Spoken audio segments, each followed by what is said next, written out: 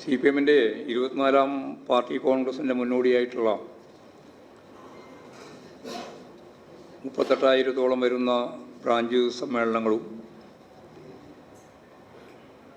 2,444 local സമ്മേളനങ്ങളും 209 area സമ്മേളനങ്ങളും മിക്കവാറും പൂർത്തിയായി വരികയാണ്.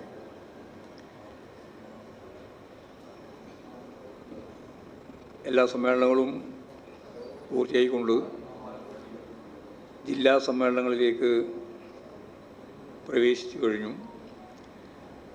10, 11, 12 തീയതികളിലായിട്ടാണ്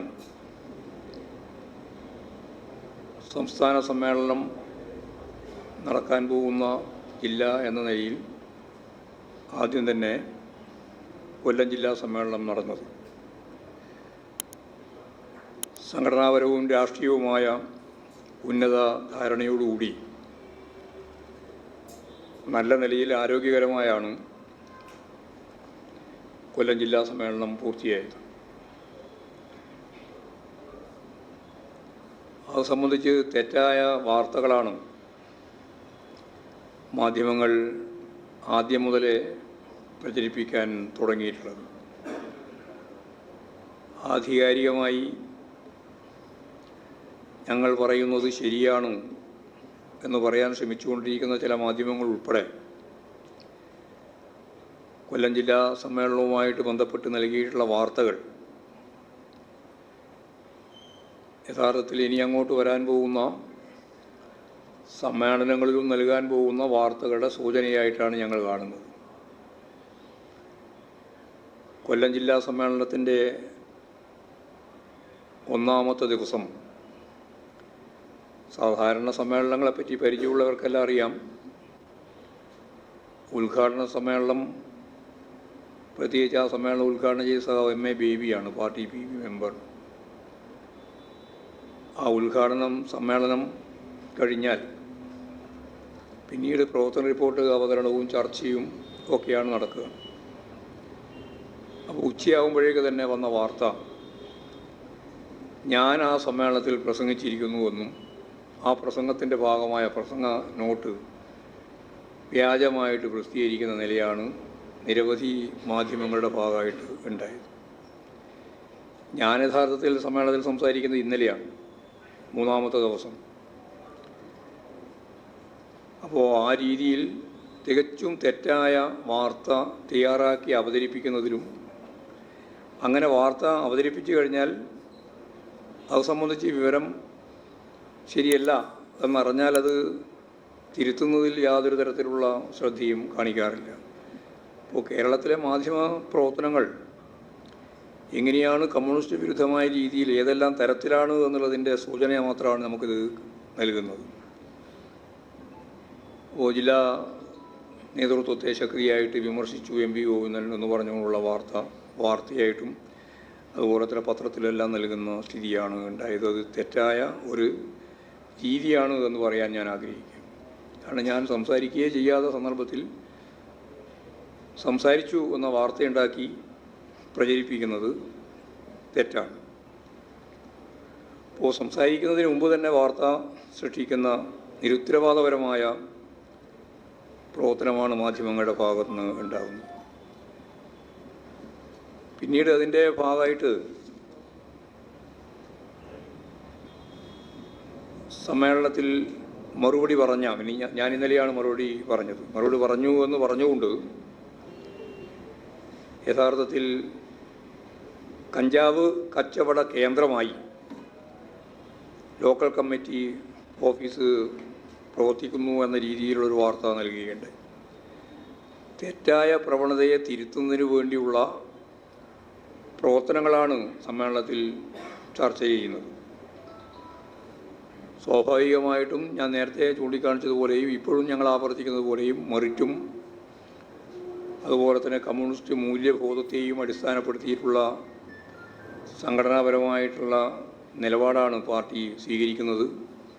ആ തലത്തിലാണ് കാര്യങ്ങൾ സ്വീകരിച്ച് മുമ്പോട്ടേക്ക് പോകുന്നത്.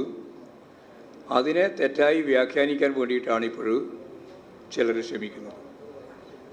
എന്ന് പറഞ്ഞാൽ ഞാൻ കഴിഞ്ഞ പ്രാവശ്യം പറഞ്ഞതുപോലെ തന്നെ പാർട്ടിക്കകത്തുൾപ്പെടെ തെറ്റായ പ്രവണതയെ ഫലപ്രദമായിട്ട് പ്രതിരോധിച്ച് പാർട്ടി ശരിയായ ദിശയിലേക്ക് നീങ്ങുമ്പോൾ അങ്ങനെയുള്ള കാര്യങ്ങളെ കമ്മ്യൂണിസ്റ്റ് വിരുദ്ധമായ രീതിയിൽ പ്രചരിപ്പിക്കാനാണ് നിങ്ങൾ ശ്രമിക്കുന്നത്. പാർട്ടിയെ സഹായിക്കുന്നു വേണ്ട, പക്ഷേ സാമാന്യമായ മര്യാദ അതിൻ്റെ എല്ലാം ഭാഗമായിട്ട് പ്രകടിപ്പിക്കണം എന്നാണ് എനിക്കത് സംബന്ധിച്ച് ചൂണ്ടിക്കാണിക്കാനുള്ളത്. തദ്ദേശ സ്വയംഭരണ സ്ഥാപനങ്ങളിലേക്ക് നടന്ന തിരഞ്ഞെടുപ്പിൽ UDF എന്തോ വമ്പിച്ച വിജയം നേടിയിരിക്കുകയാണ് എന്നുള്ള വ്യാപകമായ പ്രചാരവേല മാധ്യമങ്ങൾ ഉൾപ്പെടെ സംഘടിപ്പിക്കേണ്ടത് അത് കേരളത്തിലെ ഗവൺമെൻറ്റിന് വിരുദ്ധമായ ഒരു വികാരം പ്രകടിപ്പിച്ചു എന്ന് പറഞ്ഞുകൊണ്ടാണ്. UDFന് 16 സീറ്റും LDFന് 11 സീറ്റുമാണ് ലഭിച്ചത്, 3 BJPക്കും. ഇതാണ് സീറ്റിൻ്റെ സ്ഥിതി. അതിൽ തന്നെ 3 സീറ്റ് UDFൻ്റെ സ്ഥാനാർത്ഥികളായിട്ട് മത്സരിച്ച് ജയിച്ച് വന്നവർ മാറിയതിൻ്റെ ഫലമായിട്ടാണ് യഥാർത്ഥത്തിൽ തിരഞ്ഞെടുപ്പ് ഉണ്ടായത്. ആ 3 സീറ്റ് അവർ തിരിച്ചു പിടിച്ചു എന്നുള്ളതാണ്. അത് ഞങ്ങളുടെ അക്കൗണ്ടിലാണ് ഉൾപ്പെടുത്തിയത് എന്നുള്ളതുകൊണ്ടാണ് അത് ആ വ്യത്യാസം കാണുന്നത്. അതവർ തിരിച്ച് അവർ തന്നെ സീറ്റ്, മുമ്പ് കഴിഞ്ഞ തിരഞ്ഞെടുപ്പിൽ അവർ തന്നെ സീറ്റ്, ആ 3 സീറ്റ് അവർ പിടിച്ചു എന്നുള്ളതാണ് സത്യം. അതിനെയാണ് വലിയ രീതിയിൽ പർവ്വതീകരിച്ച് അവതരിപ്പിച്ചത്.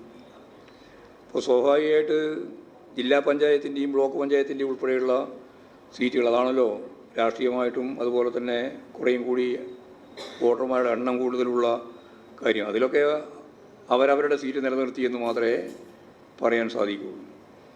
അപ്പോൾ യഥാർത്ഥത്തിൽ ഈ വാർഡുകളുടെ എണ്ണം പറയുമ്പോൾ ഈ കാര്യം മറച്ചു വെച്ചുകൊണ്ടാണ് LDFന് എന്തോ വലിയ പരാജയം, അവർക്ക് വലിയ നേട്ടം ഉണ്ടായിട്ടുണ്ട് എന്ന് പറയുന്ന കാര്യം ഉണ്ടായത്. ഞങ്ങളതിൽ ശ്രദ്ധിച്ചിട്ടുള്ള ഒരു കാര്യം, ചില പഞ്ചായത്തുകൾ അതിൻ്റെ ഭരണ സംവിധാനത്തിൽ നിന്ന് പിന്നോട്ടേക്ക് പോയിട്ടുണ്ടെന്നാണ്. അതും ഈ പറഞ്ഞ പോലെ കിട്ടിയത് തന്നെയാണ്. ചിലത് 3 പഞ്ചായത്താണ് അങ്ങനെ വന്നിട്ടുള്ളത്. അത് ഇടുക്കിയിലും പാലക്കാടും ഒക്കെ അതാണ് സ്ഥിതി. പാലക്കാട് എന്ന് പറയുന്നത് ഒരു CPI സ്ഥാനാർത്ഥി മത്സരിച്ച, ഇടതുപക്ഷ ജനാധിപത്യ മുന്നണിക്ക് വേണ്ടി CPI മത്സരിച്ചതാണ്. അവിടെ CPIയുടെ ലോക്കൽ സെക്രട്ടറി BJP പോയതിൻ്റെ ഭാഗമായിട്ട് വന്ന ഒരു വേരിയൻ്റാണ്. അതെല്ലാം ഇതിൻ്റെ അകത്ത് വന്ന പ്രശ്നങ്ങളായിട്ട് കാണുന്നുണ്ട്.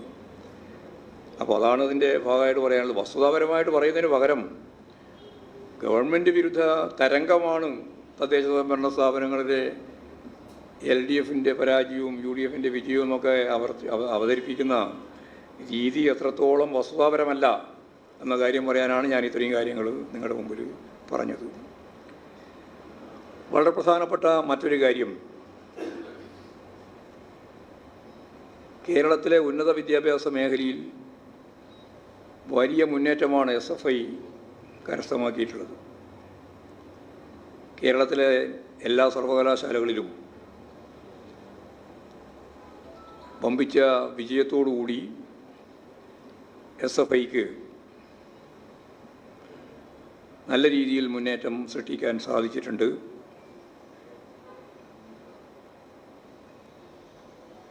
പിന്നെ പൊതുവായിട്ട് പരിശോധിച്ച് നോക്കിയാൽ സർവകലാശാലകളുടെ ഉന്നതമായ നിലവാരം അത് പരിശോധിച്ചാലും നല്ല മികച്ച വിജയം തന്നെയാണ്. ഇന്ത്യയിലെ ഏറ്റവും മികച്ച 100 കോളേജുകളിൽ 16 എണ്ണം കേരളത്തിൻ്റെതായിട്ട് നമുക്ക് പറയാനുണ്ട്. ഇപ്പോൾ കേരളത്തിലെ സർവകലാശാലകൾ മികച്ച ഗ്രേഡിങ്ങുകളിലേക്ക് ഉയർന്നുകൊണ്ടിരിക്കുകയാണ്.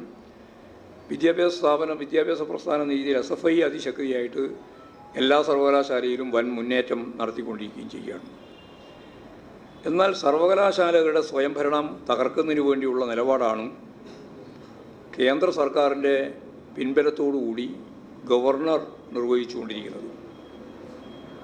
കോടതികളെ മറികടന്നുകൊണ്ടാണ് വൈസ് ചാൻസലർമാരെ ഗവർണർ നിശ്ചയിക്കുന്നത്. RSSൻ്റെ ഏറ്റവും പ്രധാനപ്പെട്ട പ്രവർത്തകരെ വൈസ് ചാൻസലർമാരായി താൽക്കാലികമായിട്ട് നിയമിച്ചുകൊണ്ടിരിക്കുന്ന ചിത്രമാണ് നമ്മൾ കണ്ടത്. ഈ വൈസ് ചാൻസലർമാർ അധികാരത്തിൽ വന്നതോടുകൂടി സർവകലാശാലയുടെ സ്വയംഭരണം അവസാനിപ്പിച്ച് എന്താണോ ഗവർണർ പറയുന്നത് എന്നത് മാത്രം അടിസ്ഥാനപ്പെടുത്തിയിട്ട് കാവ്യവൽക്കരണത്തിൻ്റെ രാഷ്ട്രീയം കൈകാര്യം ചെയ്യുന്ന സ്ഥിതിയിലേക്ക് കാര്യങ്ങൾ വന്നിരിക്കുകയാണ്. സിൻഡിക്കേറ്റ് എടുക്കുന്ന തീരുമാനങ്ങൾ നടപ്പിലാക്കാൻ വൈസ് ചാൻസലർമാർ തയ്യാറാവുന്നില്ല. വൈസ് ചാൻസലർമാർ നോക്കുന്നത് ഗവർണർ എന്താണ് തീരുമാനിക്കുന്നത് എന്നതാണ്. അപ്പോൾ യഥാർത്ഥത്തിൽ ഉന്നത വിദ്യാഭ്യാസ മേഖലയിലെ സ്വയംഭരണാധികാര സ്ഥാപനങ്ങളുടെ എല്ലാ അധികാരാവകാശങ്ങളെയും ഇല്ലായ്മ ചെയ്തിരിക്കുന്നു എന്നുള്ളത് തന്നെയാണ്. ഇവിടെ കേരള യൂണിവേഴ്സിറ്റിയുടെ യൂണിയൻ ഇടതുപക്ഷ പ്രസ്ഥാനത്തിന് SFIക്ക് വലിയ നേട്ടമുണ്ടായി, വിജയമുണ്ടായി. പക്ഷേ ആ യൂണിയൻ യഥാർത്ഥത്തിൽ അംഗീകരിക്കുന്ന നിലപാടിലേക്ക് എത്തുന്നില്ല. കാരണം വൈസ് ചാൻസലർ കൂടി അംഗീകരിച്ചുകൊണ്ട് പോകണം അതിൻ്റെ തീരുമാനങ്ങൾ നടപ്പിലാക്കി മുന്നോട്ടേക്ക് പോകാൻ. അതിന് അനുവാദം നൽകാത്ത സ്ഥിതിയാണ് വെച്ച് താമസിപ്പിക്കുക എന്ന് പറഞ്ഞതിൻ്റെ അർത്ഥം അത് നടക്കില്ല എന്നതാണ്. യൂണിവേഴ്സിറ്റി യൂണിയൻ്റെ പ്രവർത്തനം നടത്താൻ സാധിക്കാത്ത അവസ്ഥയിലേക്ക് എത്തിച്ചിരിക്കുകയാണ്. എന്ന് പറഞ്ഞാൽ ഈ പറയുന്ന കാവ്യവൽക്കരണത്തിൻ്റെ വക്താളെല്ലാം തോറ്റു തുന്നം പാടിയാലും ഞങ്ങൾ SFI നേതൃത്വത്തിലുള്ള ഇടതുപക്ഷ യൂണിയൻ പ്രവർത്തനം നടത്താൻ അനുവദിക്കില്ല. അത് വൈസ് ചാൻസലർ മുഖേന ഗവർണറുകൂടെ ബന്ധപ്പെട്ട് കൈകാര്യം ചെയ്യുന്ന അവസ്ഥയിലേക്ക് കേരളം വരിക. അപ്പോൾ ഉന്നത വിദ്യാഭ്യാസ രംഗത്തെ തകർക്കുന്ന ഇത്തരത്തിലുള്ള നിലപാടുകൾക്കെതിരെ ശക്തിയായ പ്രതിഷേധം രൂപപ്പെട്ടു വരണം. സിൻഡിക്കേറ്റ് ഉൾപ്പെടെയുള്ള ഭരണ സ്ഥാപനങ്ങളെ തന്നെ തകർക്കുന്നതിന് വേണ്ടിയുള്ള ശ്രമമാണ് ഇപ്പോഴും നടന്നുകൊണ്ടിരിക്കുന്നത്. യൂണിയൻ പ്രവർത്തനം നടത്താൻ അനുവദിക്കാത്ത സാഹചര്യമാണ് ഉള്ളത്. ഈ മേഖലയിൽ വൈസ് ചാൻസലർമാരെ നിയമിക്കുന്നത് ഉൾപ്പെടെയുള്ള പ്രശ്നത്തെ അടിസ്ഥാനപ്പെടുത്തിയിട്ടുള്ള എല്ലാ വിഭാഗം അധ്യാപകരും ജീവനക്കാരും വിദ്യാർത്ഥികളും എല്ലാം ചേർന്ന സമരങ്ങളും പ്രക്ഷോഭങ്ങളും ആരംഭിച്ചിട്ടുണ്ട്. ഈ പറഞ്ഞ കാര്യം വളരെ പ്രധാനപ്പെട്ട വേറൊരു തലമാണ്.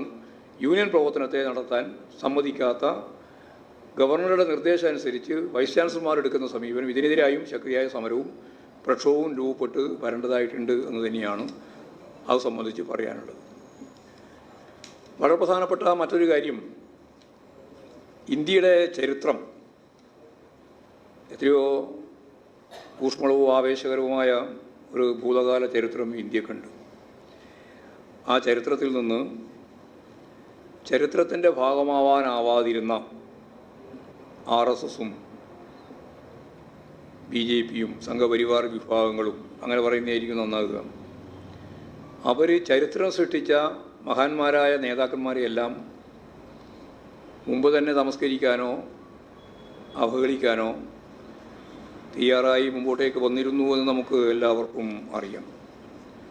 മഹാത്മാഗാന്ധിയെ ഏറ്റവും പ്രമുഖനായ സ്വാതന്ത്ര്യ സമര പോരാളിയും നമ്മുടെ രാജ്യത്തിൻ്റെ രാഷ്ട്രപിതാവ് എന്ന രീതിയിലൊന്നും അംഗീകരിക്കാൻ കൂട്ടാക്കാതിരിക്കുകയും മഹാനായ ദേശാഭിമാനി ഗോഡ്സെയാണെന്ന് അവതരിപ്പിക്കുകയൊക്കെ ചെയ്ത ഭൂരിപക്ഷ വർഗീയത വേറൊരു ഭാഗത്തുണ്ട്. എന്നാൽ അതിൻ്റെ ഒപ്പം ചേർന്ന് നമുക്കെല്ലാം ഇപ്പോൾ ചർച്ച ചെയ്യുന്ന രീതിയിൽ ഭഗത് സിംഗിനെയും മഹാത്മാഗാന്ധിയെയും എല്ലാം അപഹസിക്കുന്ന രീതിയിലുള്ള ന്യൂനപക്ഷ വർഗീയതയുടെ കടന്നാക്രമവും ഇപ്പോൾ ആരംഭിച്ചിട്ടുണ്ട്. പള്ളികളെല്ലാം യഥാർത്ഥത്തിൽ രൂപം കൊണ്ടത് ക്ഷേത്രങ്ങൾ തകർത്തുകൊണ്ടാണെന്ന വാദമുന്നയിച്ച് വാരാണസിയിലും UPയിലും അതുപോലെ തന്നെ വിവിധ മേഖലയിൽ പഞ്ചാബിൽ പ്രത്യേകിച്ച് രാജസ്ഥാൻ ഉൾപ്പെടെയുള്ള മേഖലയിൽ എല്ലാം തന്നെ നടന്നുകൊണ്ടിരിക്കുന്ന വ്യാപകമായ രീതിയിലുള്ള വർഗീയവൽക്കരണത്തിനുള്ള ശ്രമം അതിപ്പോഴും സുപ്രീം കോടതിയുടെ ഒരു താൽക്കാലിക വിധിയോടുകൂടി തൽക്കാലത്തേക്ക് ശ്രമിച്ചു എന്ന് വേണമെങ്കിൽ പറയാം. പക്ഷേ ഉന്നം വളരെ വ്യക്തമാണ്. ബാബറി മസ്ജിദ് തകർത്ത് രാമക്ഷേത്രം എങ്ങനെയാണോ നിർമ്മിച്ച് മതധ്രുവീകരണത്തിന് വേണ്ടിയിട്ട് ഭൂരിപക്ഷ വർഗീയത പ്രവർത്തിച്ചത്, അതിൻ്റെ തന്നെ ഉന്നം വെച്ചുകൊണ്ടാണ് UPയിലും അതുപോലെ തന്നെ വിവിധ ഇന്ത്യൻ സംസ്ഥാനങ്ങളിൽ ഇത്തരത്തിലുള്ള പള്ളികളെയെല്ലാം അതിൻ്റെ പൂർവ്വകാല പരിശോധന വേണം എന്നാവശ്യപ്പെട്ടുകൊണ്ട് കീഴേ തലത്തിലുള്ള കോടതിയെ സമീപിക്കുകയും അവിടെ നിന്ന് ഉത്തരവ് വാങ്ങുകയും ചെയ്യുന്ന നില ഉണ്ടായത്. 1947 ആഗസ്റ്റ് 15 എന്തായിരുന്നോ നില, അത് അതേപോലെ തന്നെ കാത്തു സൂക്ഷിക്കണമെന്ന 1991 ക്ഷേത്രമായാലും അതുപോലെ തന്നെ പള്ളിയായാലും ആരാധനാലയങ്ങളായാലും എല്ലാം ആ നിജസ്ഥിതി തുടരണം എന്ന ഭേദഗതി അടിസ്ഥാനപ്പെടുത്തിയിട്ടുള്ള നിയമനിർമ്മാണം, അതിൻ്റെ മേലെ കടന്നാക്രമണം നടത്തിക്കൊണ്ടാണ് ഇത്തരത്തിൽ താഴെ തലത്തിലുള്ള കോടതികൾ ഉൾപ്പെടെ വലിയ രീതിയിൽ ഇടപെടലുകൾ നടത്താനുള്ള സൗകര്യം ഒരുക്കുന്നത്.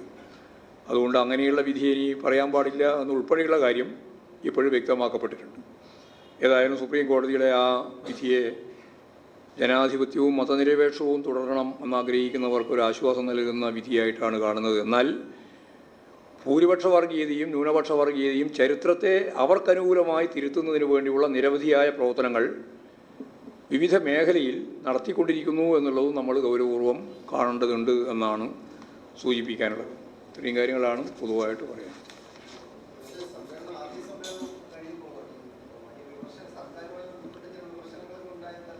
ഞാൻ വിമർശനത്തെപ്പറ്റി നേരത്തെ ഞാൻ പറഞ്ഞിട്ടുണ്ടല്ലേ, നല്ല വിമർശനം വേണമെന്നാണ് പാർട്ടി തീരുമാനിച്ചത്. പിന്നെ പോരെ ഇനി അല്ല, അതിനെപ്പറ്റി പിന്നെ വേറെ വിശദീകരണം വേണ്ടല്ലോ. പാർട്ടി തീരുമാനിച്ചത് വിമർശനവും സ്വയം വിമർശനവും സമ്മേളനത്തിൻ്റെ ഭാഗമായിട്ട് ഉണ്ടാവണം. അതില്ലാതിരുന്നാൽ പിന്നെ സമ്മേളനമല്ല. അത് അവരോട് തന്നെ ചോദിച്ചാൽ മതി എവിടെയാണ്. ഞാൻ പറഞ്ഞിട്ടില്ല. അതുകൊണ്ടല്ലേ തെറ്റായ വാർത്തകളാണ് പറഞ്ഞുകൊണ്ടിരിക്കുന്നത് ഞാൻ പറഞ്ഞത്.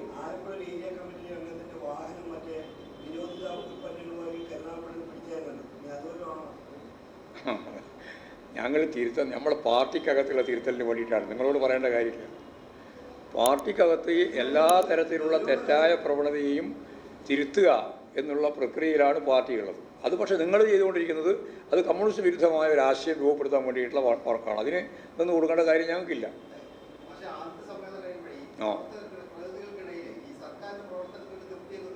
വലിയ തൃപ്തിയാണ്, നല്ല തൃപ്തിയാണ്. സമ്മേളനത്തിൻ്റെ അകത്ത് വരുന്ന വിമർശനമുണ്ട്, വിമർശനത്തിനുള്ള മറുപടിയുണ്ട്. അതെല്ലാം കൂടി കഴിഞ്ഞ് വരുമ്പോഴല്ലേ അത് പൂർണ്ണമാകുക. അതല്ലേ അപ്പോഴല്ലേ അത് പൂർണ്ണമാകുന്നത്.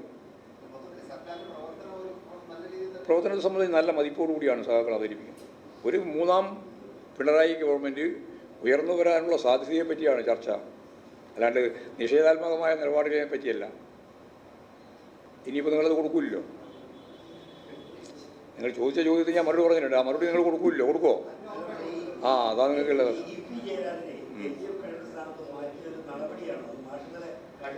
നിങ്ങൾ ഓരോ വാർത്ത പറഞ്ഞുകൊണ്ടിരിക്കുകയാണ്. അങ്ങനെയൊന്നും ഒരു കാര്യവും ഞാൻ പറഞ്ഞിട്ടില്ല.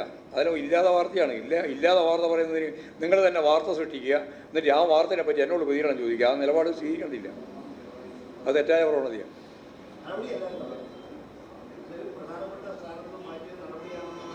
നടപടി അത് സംഘടനാ നടപടിയൊന്നുമല്ല. അതിലൊന്നും ഒരു നടപടിയില്ല.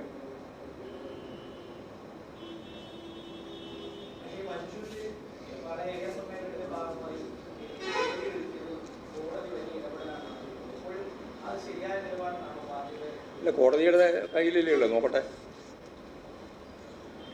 കോടതിയുടെ മുമ്പിൽ അത് ഉണ്ടല്ലോ. അതിനിപ്പോൾ അപ്പോൾ ഞാനിനി അത് ശരിയല്ല എന്നും ശരിയെന്ന് പറഞ്ഞ കാര്യം കോടതി കൈകാര്യം ചെയ്യുന്നുണ്ട്. ആ, എല്ലാ വിവാദവും ഒഴിവായിക്കൊണ്ടിരിക്കുകയല്ലേ, അവസാനിച്ചില്ലേ. ഈ സമ്മേളനത്തോടുകൂടി നിങ്ങൾക്ക് ഒരു സംശയവും വേണ്ട. കേരളത്തിലെ പാർട്ടിക്കകത്ത് പൂർണ്ണമായിട്ടും ഒരു യോജിച്ച പാർട്ടിയായിട്ട് മുമ്പോട്ടേക്ക് പോവുകയാണ് കേരളത്തിലെ CPIM. എന്നാൽ അവിടെ ഇവിടെയൊക്കെ ഉണ്ടാകുന്ന, ഞാൻ നേരത്തെ പറഞ്ഞില്ല, ചില തുരുത്തുപോലെ ഉണ്ടായിരുന്ന കാര്യങ്ങൾ കൂടി അവസാനിപ്പിച്ച് നല്ല ആരോഗ്യമുള്ള പാർട്ടിയായി CPIM മൂന്നാം ടേമിലേക്കുള്ള യാത്രയിലേക്കാണ് കടക്കുന്നത്. അതെ, അവിടുന്ന് ആ മേഖലയിൽ നിന്ന് ആരും എടുത്തില്ല. അത് പിന്നീട് നമുക്ക് ആലോചിച്ചിട്ട് ആവശ്യമായതാണ്. സ്റ്റേറ്റ് കമ്മിറ്റി അങ്ങ് ഇപ്പോൾ സ്റ്റേറ്റ് കമ്മിറ്റിയിലുണ്ടല്ലോ. അല്ല, അതന്നേരം നോക്കാം. ആ സ്റ്റേറ്റ് സമ്മേളനത്തിലല്ലേ നോക്കേണ്ടി.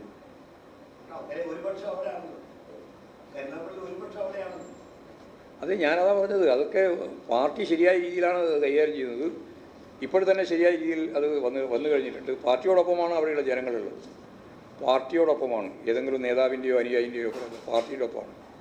ജനങ്ങളാണ് അവസാനത്തെ വാക്ക്. കരുനാഗപ്പള്ളിയിലും അത് തന്നെയാണ്. നല്ല ശക്തിയുള്ള പാർട്ടി എന്ന രീതിയിൽ കമ്മ്യൂണിസ്റ്റ് പാർട്ടി ഓഫ് ഇന്ത്യ മാർക്സിസ്റ്റ് കരുനാഗപ്പള്ളിയിലും ശക്തിയായിട്ട് മുമ്പോട്ടേക്കും ഇപ്പോൾ പ്രവർത്തനം നടന്നു വരികയാണ്.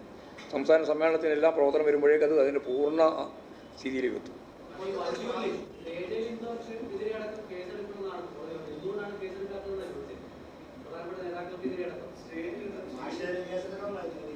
അതല്ല, എനിക്ക് നേരത്തെ മനസ്സിലായി. ഉന്നല്ല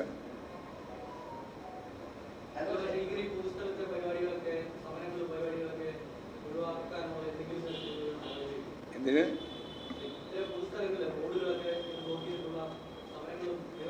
അല്ല, പൊതുവായിട്ട് ഞങ്ങൾ ഈ ബ്ലോക്ക് ചെയ്ത് സമരങ്ങളോ പ്രക്ഷോഭങ്ങളോ സമ്മേളനങ്ങളോ നടത്തുന്നതിനോട് യോജിക്കുന്ന പാർട്ടിയല്ല CPIM. അതവിടെ മതിയാക്കിയാൽ മതി, അത്രയും മതി. അവിടെ അല്ലാതെ ഞാൻ പറഞ്ഞത്. അങ്ങനെ അല്ലാതെ വന്ന ഏതെങ്കിലും ഉണ്ടെങ്കിൽ അത് വേറെ കൈകാര്യം ചെയ്യുക. അതാണ് കോടതിൻ്റെ മുമ്പിൽ വന്നത്. അത് കോടതി കൈകാര്യം ചെയ്തു.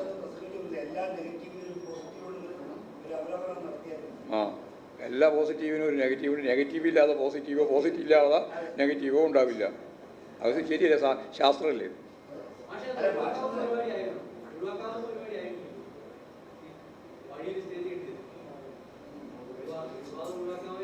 ശരി, എന്നാലും മതിയാക്കാലോ അല്ലേ? ആ, ഒന്ന് വേം പറ.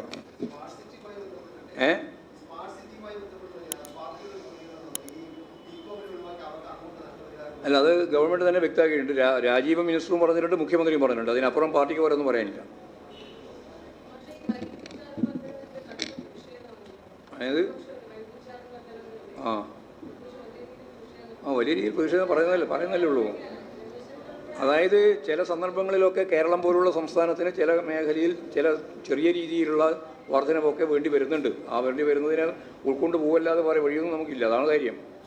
അതിപ്പോൾ പ്രതിഷേധിക്കുന്നവർക്ക് പ്രതിഷേധിക്കുകയും ചെയ്യുക.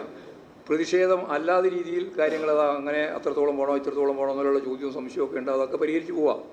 ഇത്രയേ ഉള്ളൂ.